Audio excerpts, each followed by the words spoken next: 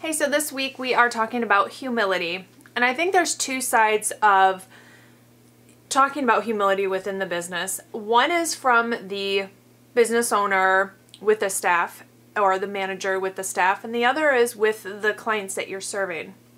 So there's got to be a selflessness about an owner and about someone working with the families. It can't be about you. And even though you're the business owner, obviously it is about you, it's your business, but all of your choices and decisions cannot be about you. You have to have the humility to step back and look and see if this is what's best for your employees, not just for yourself. You got to be willing to get in and get dirty with your employees. If you're not willing to go clean the toilet, why should they want to go do it? Just because it's a job title or it's in their job description? Your staff is going to be more willing to do things if you are able to bring yourself down to their level and do what you are asking them to do. One thing I always said with staff I was working with is I have no problem doing this, but sometimes there's things I'm going to ask you to do because I have to do things only I can do. You know, only I can go embalm, so I'm going to ask you to clean the toilet that time. Otherwise, I'm just going to go clean the toilet. You know, it's not, you shouldn't look at it as these levels, but you should have enough humility to say, we can all do these jobs. We are all on the same level. We're all working together. I'm not your manager. I'm not in charge of you and telling you to go do things all the time.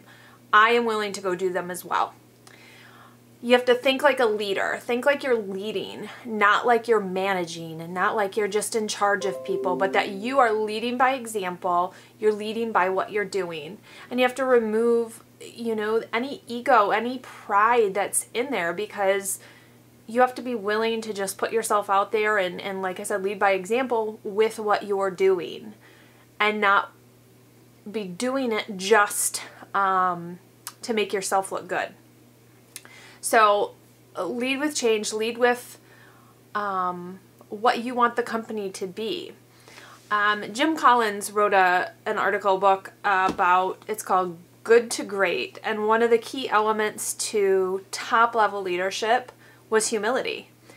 You know, when you're working with a family, you need to have that humility in order to allow the family to direct you and get to the end result that they are happiest with.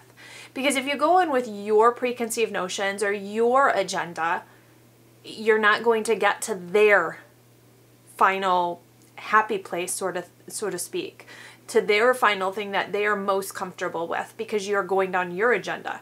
So if you are always just wanting that full service funeral and you have that direct cremation family come in and you don't have humility to step back and serve them just as well and not worry about the fact that it's not a full service funeral, then that's going to reflect in what you're doing, and their customer experience is going to be much less because of that.